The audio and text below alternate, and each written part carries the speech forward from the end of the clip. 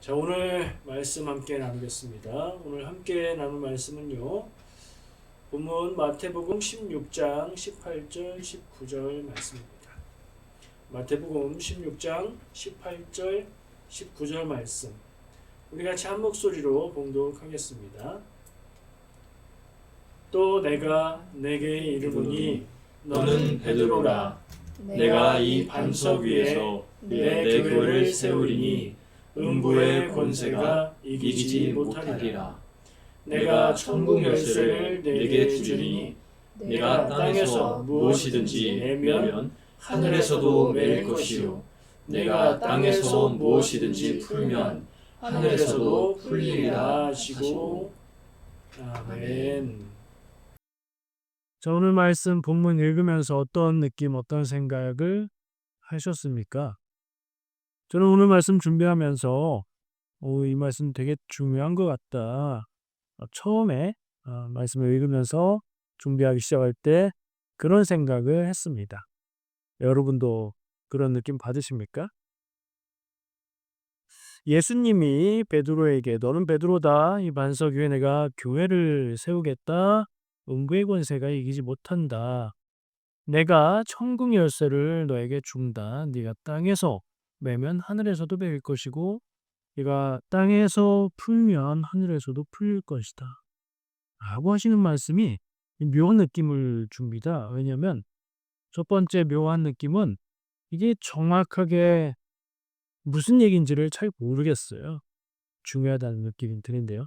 그런데 교회를 세우고 반석 위에 교회 세우고 음부가 이기지 못하고 천국의 열쇠가 나오고 이러는 거 보면 되게 중요한 말씀인 것 같은데 이런 느낌이 든단 말이죠.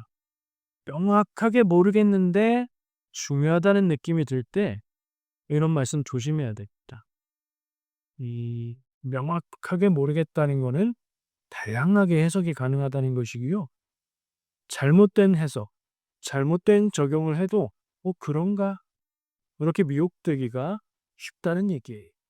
그래서 이 말씀을 우리는 좀 깊이 묵상하고 그래도 최대한 틀리지 않는 그런 해석과 적용을 좀 담아둘 필요가 있다고 생각을 합니다.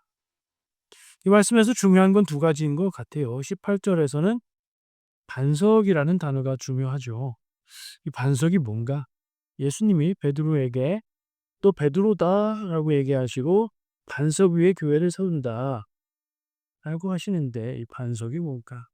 두 번째 19절에 보면 천국의 열쇠를 예수님이 베드로에게 주신다고 하면서 네가 땅에서 매면 하늘에서도 매이고 땅에서 풀면 하늘에서도 풀린다. 이렇게 말씀돼요. 대단한 것 같잖아요.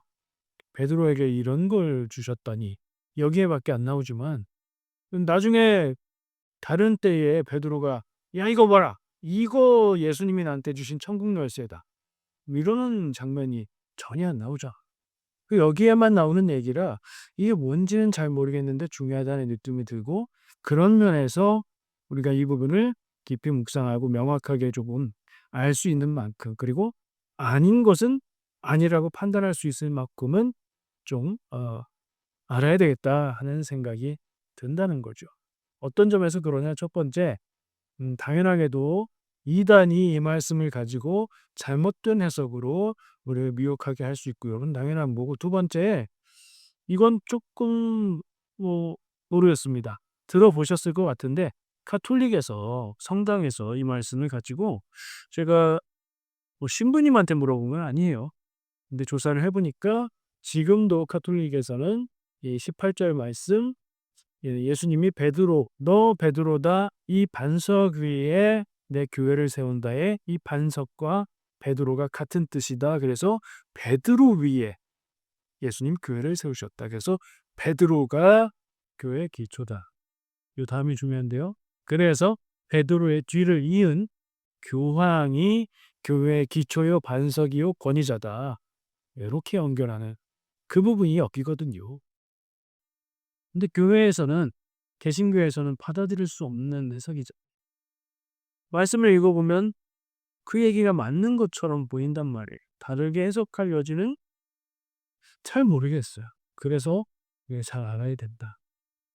천둥 열쇠도 마찬가지예요. 뭔지 잘 모르겠는데 땅에서 하면 하늘에서 그대로 된다. 마치 땅에서 하늘을 움직일 수 있는 것처럼. 요 유혹받기 쉬운 거잖아요. 땅에서 사람이 무언가를 하면 하늘에서 하나님이 그것을 그대로 따라서 해 주신다. 그러면 아니 하나님을 움직이고 조종할 수 있다고 로 빠져버리면 이거 큰일 나는 거잖아요. 그런 얘기가 아니거든요. 그걸 좀 찬찬히 읽을 수 있는 만큼 한번 나누어 보도록 하겠습니다. 단순합니다. 반석이 뭔가 그리고 천국 열쇠가 뭔가 두 가지 얘기할 겁니다. 첫 번째, 반석은 무엇인가? 우리말의 반석은 뭐예요? 반석이라는 말은 많이 들어보셨겠지만 우리말에서의 반석은 뭔가 생각해 보면 일단 돌입니다. 돌 석자가 들어가요. 근데 그냥 조그만 돌멩이 아니면 뭐 건축 재료로 쓰는 돌로 된 칸 이런 게 아니고 크고 넓고 단단해서 흔들리지 않는 기초가 될 만한 그런 큰 바위를 얘기하는 겁니다. 상상해 보면 로키 보면 다 거의 다 대부분 돌산이잖아요. 그런 바위를 이야기하는 것들일 거예요. 산도 흙으로 돼 있는 산 있잖아요. 흙산. 비가 많이 오면 산사태가 나버리는 그런 산 아니고 바람이 불어도 비가 와도 눈이 와도 흔들리지 않고 든든하게 움직이지 않고 묵직하게 지키고 있는 그런 큰 바위를 얘기한다. 그러니까 현대적인 쉬운 말로 바꾸면 큰 바위다. 반석은 그렇단 말이에요. 자, 그런데 아까 카톨릭에서 이걸 무엇과 연결한다고 했죠? 베드로와 연결한다고 했어요. 베드로에 대해서 생각을 해봐야 되는데 왜 여기 이렇게 베드로가 중요하게 나오는가? 지난주 생각해 보시면 전에 나눴던 말씀 기억해 보시면 베드로가 예수님의 질문에 대해서 대답을 했는데 질문이 100점짜리 대답을 했잖아요. 너희는 나를 누구라고 하느냐? 베드로가 말합니다. 주는 그리스도시요 살아계신 하나님의 아들이시니이다. 두 가지 답을 한 거예요.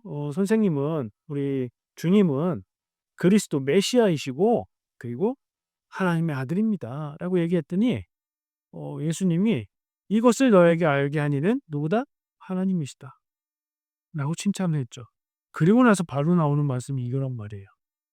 그리고 베드로라는 말이 베드로의 본명인가요? 아니죠. 아니죠. 베드로의 본명은 따로 있어요. 뭐죠? 시몬입니다.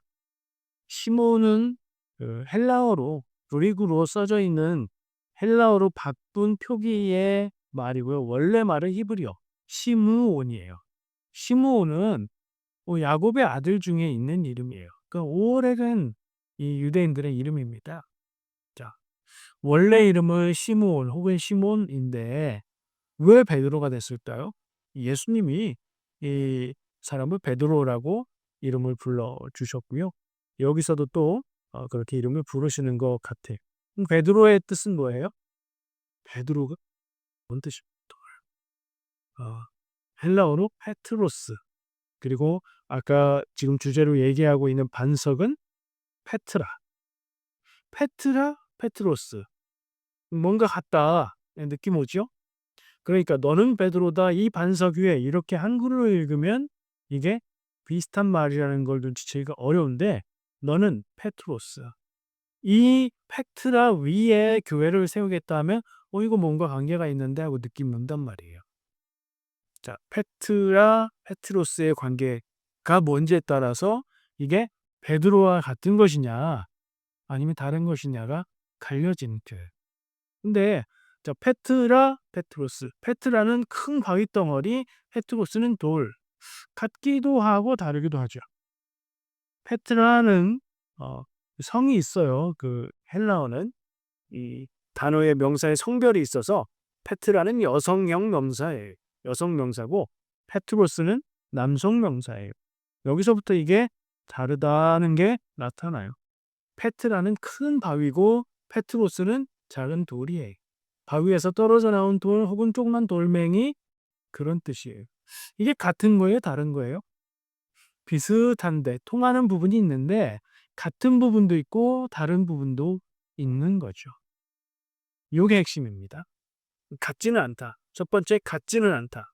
그래서 너는 베드로다 라고 말했어도, 그리고 이어서 이 반석 위에라고 말했어도 이 반석이 가리키는 것은 페트로스, 베드로가 직접 해당되는 게 아니다. 그게 중요하고요. 두 번째는 그럼 뭐냐? 이라고 얘기했으면 가까이에 있어야 되잖아요. 그게 구체적으로.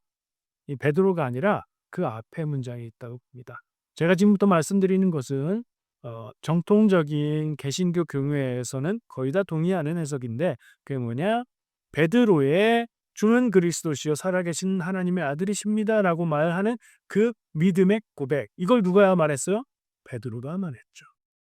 그러나 주는 그리스도시요 살아계신 하나님의 아들이십니다라는 그 신앙 고백 자체가 베드로는 아니죠. 베드로의 입을 통해서 고백된 그 신앙 고백 위에 교회를 세우겠다라고 적용해서 해석해 보면 말이 되나요, 안 되나요? 사람 위에 교회를 세운다?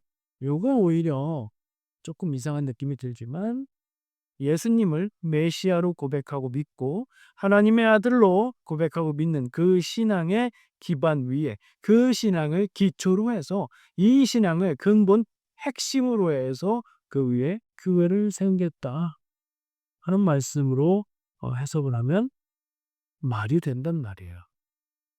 그리고요, 그렇게까지 해석하면 정말 중요한 걸 발견할 수 있는데, 예수님께서 교회를 세우시는데 이 예수님의 그리스도이심과 하나님의 아들이심의 기초 위에 세우셨다. 근데 교회인데 예수님이 그리스도이고 하나님의 아들이라는 이 두 가지 기초 중에 하나가 없다든가 빠졌다든가 하나가 엉뚱하게 다른 거라든가 이러면 그게 교회가 아니다. 이단이다. 왜죠? 교회 비슷한데 교회가 아니니까. 왜요? 그것이 교회의 본질이겠다. 본질이 변하고 본질이 다른 것으로 대체되고 본질이 교묘하게 다른 것으로 바뀌어 있으면 그건 다른 거거든요. 교회의 본질에 대해서 이야기하는 부분이다라는 게 첫 번째 확인할 수 있는 중요한 부분입니다. 거기까지 읽고 나면 또 새롭게 보이는 부분이 있어요.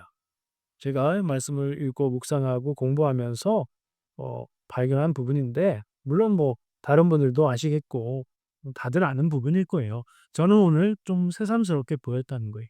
정작 중요한 것은 이 18절 말씀에서 정작 중요한 것은 반석이 무엇이냐? 베드로가 반석이냐? 베드로의 신앙 고백이 반석이냐? 이게 아닌 것 같아요. 이거는 확인하면 되는 것이고요.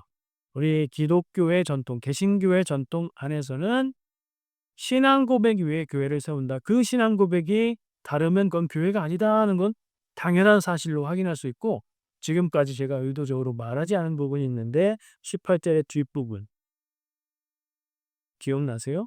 18절 읽어볼게요. 제가 또 내가 내게 이르노니 너는 베드로라 내가 이 반석 위에 내 교회를 세우리니. 여기까지 지금 얘기했잖아요. 그 뒤는 말 안 했잖아요. 음부의 권세가 이기지 못하리라.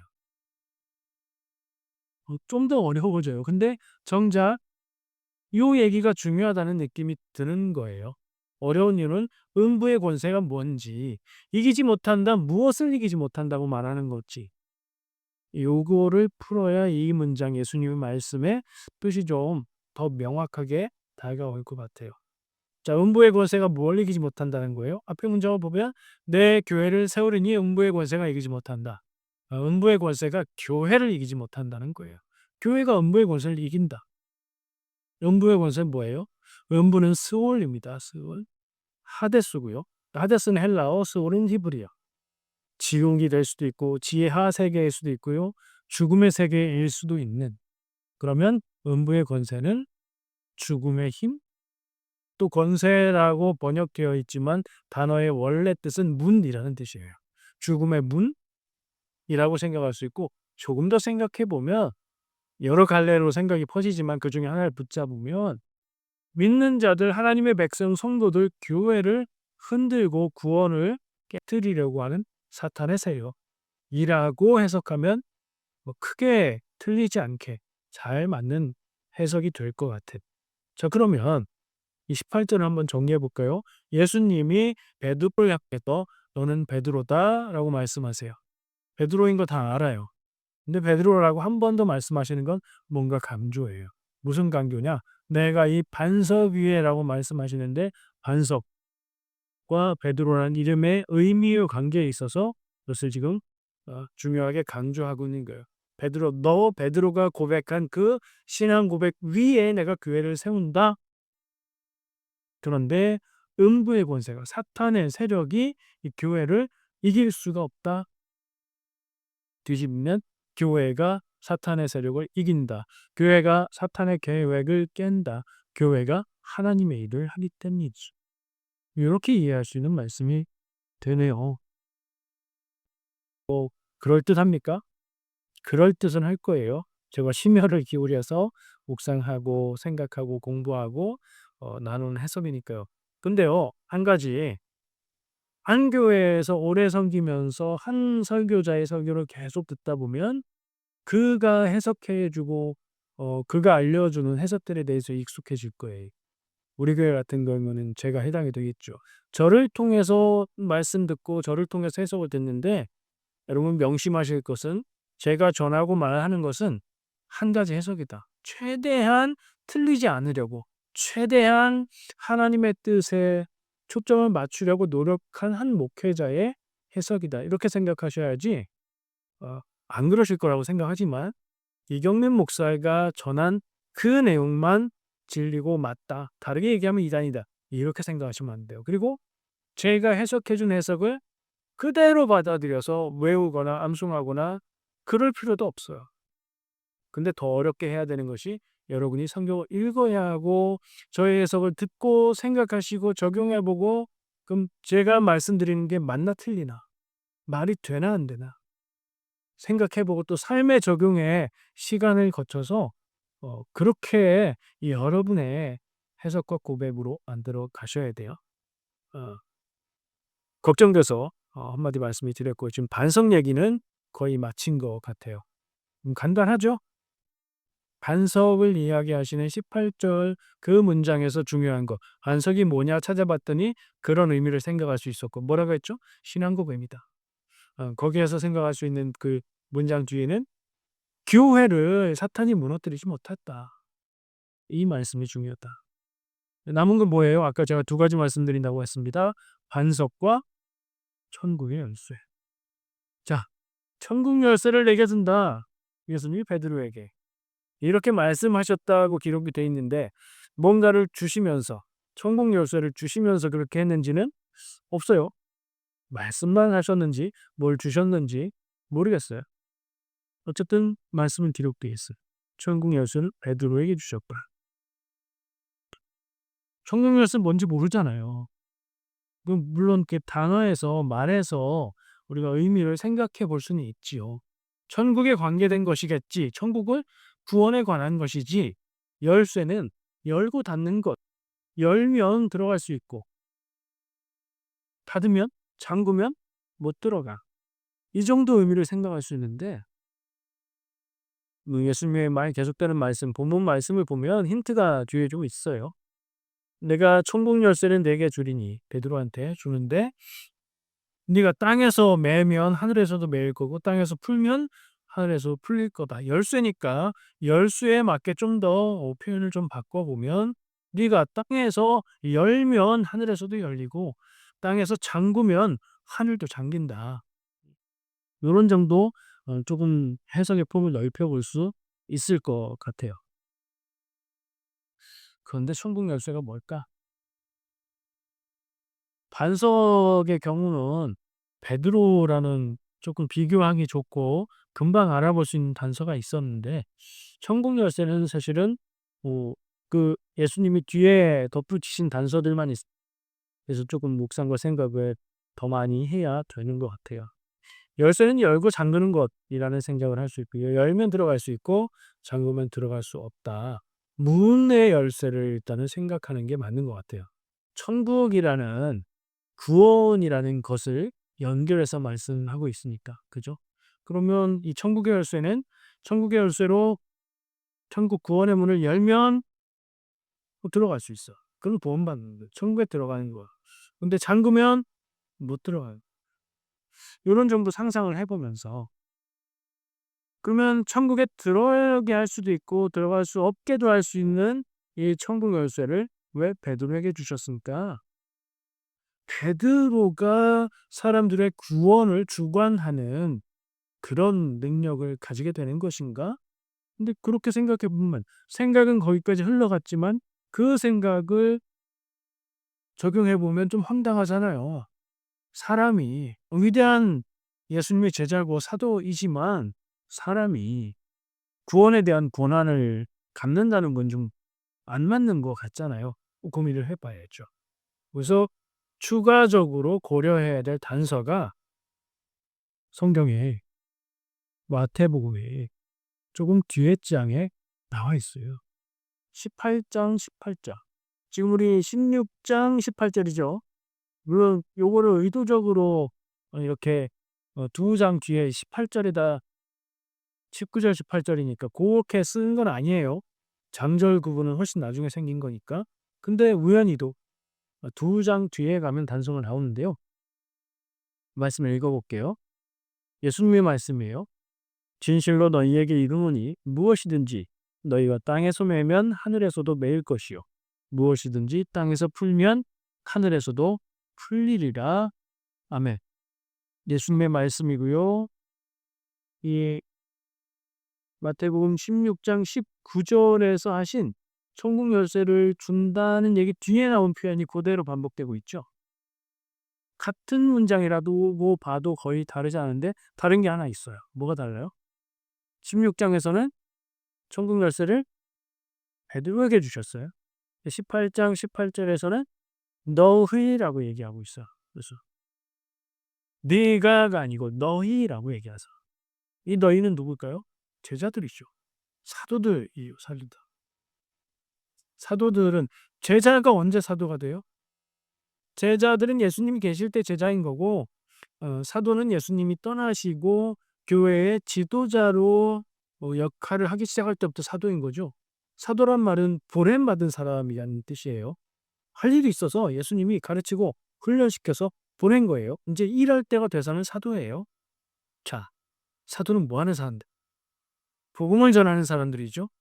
그리고 예수님과 함께 있었으므로 예수님의 말씀과 구원의 복음들을 전하고 해석하고 그렇게 하는 권위를 가진 교회 안에서 권위를 가진 사람들이었어요. 그죠? 뛰어난 사람들인 거예요. 그래서 요걸 생각해 보면 이 천국 열쇠는 베드로만 독점적으로 베드로에게만 주신 것은 아닌 것 같다. 똑같은 일을 제자들을 향해서 하고 있기 때문에. 그리고 이 18장에서 어떤 상황에서 이 말씀이 나오냐면 교회 안에서 성도들 중에 같은 공동체 안에서 잘못하는 사람이 있을 때 그 사람을 교회가 어떻게 대해야 하는가 그 말씀을 하시면서 요 얘기를 하세요. 천국의 열쇠로 여는 것, 잠그는 것에 대한 권한이 사도들에게 있다는 생각을 일단 해볼 수 있고 그 권한이 무엇일까 실제적으로 적용을 해보면 구원 받고 못 받고를 결정하는 게 아니라 아마도 교회 안에서 교회의 질서를 세우고 권위를 갖고 가르치고 하나님의 말씀, 예수님의 말씀을 전하고 그냥 얘기하는 게 아니라 권위를 가지고 전하는 그런 부분들. 교회 안에 질서를 세우는 부분들. 그리고 교회 안에 들어와 있는 사람인데 교회를 어지럽히고 아까 얘기한 교회의 기본 기초 근본 예수가 그리스도이시고 하나님의 아들이심에 대해서 도전하거나 그것을 왜곡하거나 관계를 흐트러뜨리거나 교회를 무너뜨릴 위험이 있는 사람들이 나타났을 때 그러면 안 된다 권면하고 끝까지 듣지 않으면 그 사람들은 교회 공동체에서 배제하는 이걸 누가 해야 돼요? 누군가 해야 되죠. 그 권한이 사도들에게 있었지 않았겠습니까? 교회의 처음 지도자들이었고 권위 있는 사람들이었으니까. 그렇죠? 자, 그러면 천국의 열쇠는 교회 공동체의 질서를 세우고 그 질서를 무너뜨리고 깨뜨리는 사람들을 배제하는 그 권한. 그게 전부는 아니겠지만 그런 것들 이라고 우리는 일단 생각해 볼 수 있을 겁니다. 예수님이 사도들에게 교회를 유지하고 보호하고 관리하는 그 권세를 위해 주셨다. 어렵지 않죠? 당연히 필요한 거라고 생각이 되죠. 자, 그러면 그 다음이 중요합니다. 사도들이 있었을 때는 사도들이 그 역할을 했고요. 그 다음은요. 교황이 했을까? 우린 그 길은 안 가잖아요. 교황은 올라가는 그 얘기는 아니잖아요. 교회의 지도자들이 그 역할을 맡아서 또 했겠지요. 교부들이나 감독들이나 제도가 생겨나고 목회자들, 감독들 뭐 이런 사람들이 생겨서 그 역할을 하죠. 지금은 어떨까? 중요한 분기점이 있습니다. 이것이 변해가는데 중요한 분기점이 있는데 이걸 자칫 잘못 적용하면 사도들을 잇는 건 누구냐? 교회의 지도자, 교회의 지도자는 목회자. 목회자들에게 공동체를 보호하고 관리하고 치리하고 문제가 있는 사람들을 배제하는 그런 권한이 있겠다. 자연스럽게 이렇게 흘러갈 수 있거든요. 근데 그렇게 가면 위험합니다. 그거 잘못된 길이에요. 왜냐? 어, 개신교가 가톨릭으로부터 분리할 때에 개신교는 목회자가 여러분 목회의 역할을 하는 사람이지 목자의 역할을 하는 사람일 뿐이지 사제가 아닙니다. 영적인 지도자의 역할을 하는 거지 하나님 앞에 다른 성도들하고 구분되는 특별한 어떤 계급적인 그런 게 아니에요. 개신교는. 왜 그렇죠? 개신교는 만인사제서를 채택합니다. 우리 모두가 성도고 형제 자매고 모두가 사제다. 그 어떻게 적용돼야 되느냐?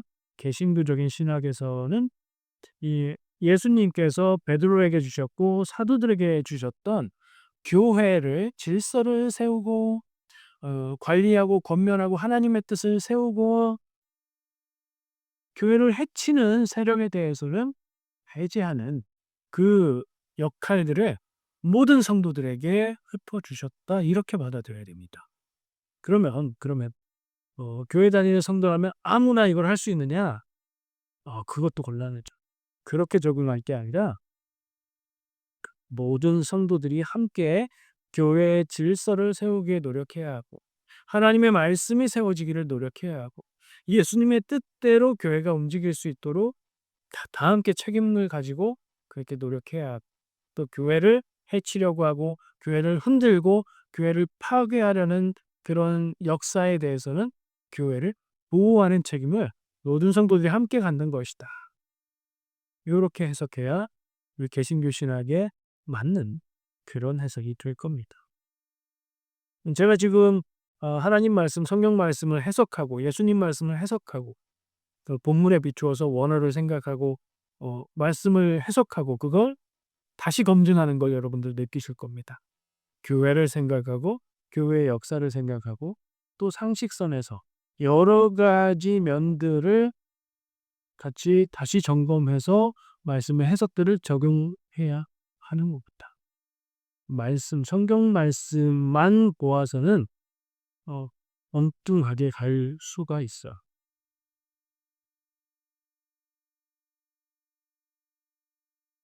정리를 좀 해야 되겠습니다. 딱 2개 얘기했고 단순하니까 주제가 뭐였죠? 오늘 말씀 제목이기도 합니다. 반석과 천국의 열쇠였어요. 반석은 뭐였죠? 예수님이 베드로에게 너는 베드로고 이 반석 위에 교회를 세운다. 반석이 뭐였다고요? 베드로의 신앙 고백. 주는 그리스도시요 살아계신 하나님의 아들이다. 그게 교회의 기초고 근본이다. 그게 없으면 교회가 아니고 그거를 묘하게 비틀어서 왜곡하거나 그러면 교회 아니고 교회 아닌데 교회라고 생각하거나 조금 그 부분에 있어서 다른데 그래서 본질적으로 성도가 아닌데 성도라고 생각하거나 그 부분에 대한 게 잘못돼 있어서 목회자라고 할 수 없는데 자기가 목회자라고 여기거나 이럴 수 있다는 생각까지도 할 수 있겠죠. 교회의 본질이다. 그건 놓치지 말아야 된다. 그런데 더 중요한 건 사탄의 세력이 교회를 이기지 못한다. 예수님의 교회니까. 예수님이 그렇게 말씀하셨으니까 우리에게 이 믿음이 있어야 됩니다. 두 번째, 천국의 열쇠. 뭐 특별한 어떤 마법적인 능력이 있는 그런 거가 아니고 교회의 질서를 세우고 하나님의 말씀과 뜻대로 교회를 움직여 가고 교회를 해치려는 세력들 앞에서 교회를 보호하는 역할들 그것들을 천국의 열쇠라고 저는 보았고 그게 누구에게 있느냐? 오늘날에는 모든 성도에게 그렇게 적용을 했습니다. 그러면 이 적용을 통해서 우리는 교회가 무엇인지를 생각할 수 있지요. 하나님의 나를 우리 교회에 와서 우리 교회의 일부가 되게 하신 이유는 무엇인지 생각해 볼 수 있겠지요. 세상에 복음을 전하는 것, 천국의 열쇠를 들어서 천문을 여는 것, 또 교회를 도전하고 교회를 해치려고 하는 세력들에 대해서 교회를 보호하는 것을 위해서 나는 무엇을 할 것인가? 이런 부분들을 우리가 깊이 생각하고 적용할 수 있는 그런 말씀고 기여하면 좋겠습니다. 이 부분에 대해서는 좀 명확한 정리가 필요해요. 우리가 이 말씀이 중요하다는 건 알고 이 말씀에 대해서 뭐 카톨릭은 이런데 우린 다르다던데 뭐가 다르지? 조금 알긴 아는데 명확하게 모르는 부분이 있을 수 있거든요. 제가 지금 나누어 드린 말씀드린 것들이 또 전부도 아니에요. 좀 깊이 마음에 새기고 기억하셔서 누가 물으면 말해 줄 수 있을 정도까지는 하시면 좋겠다. 그런 생각을 합니다. 자, 오늘 이렇게 말씀을 나눴고요. 정리하겠습니다. 어, 여러분에게 믿음의 근본, 믿음의 터전, 안석이 무엇인가? 나에게 천국의 열쇠를 주셨다고 생각해 보면 나는 무엇을 해야 될 것인가? 이것을 마음에 두고 오래오래 새기면서 그 답을 더 찾으시길 축복합니다. 기도하겠습니다.